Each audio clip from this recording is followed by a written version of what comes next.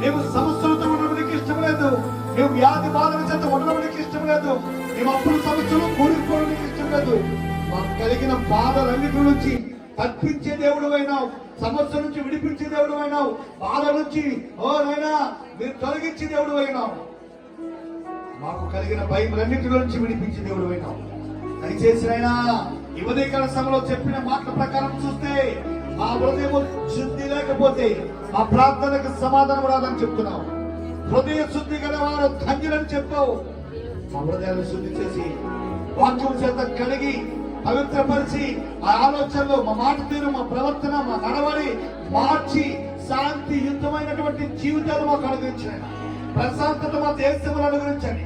నెమ్మది మా దేశంలో అనుగ్రహించండి. మా రాష్ట్రాన్ని అనుగ్రహించండి. మా రాష్ట్రాన్ని ఏలుబడి చేసే నాయకులను, ఆ దేశాన్ని ఏలుబడి చేసే నాయకులు మీరు దీవించండి.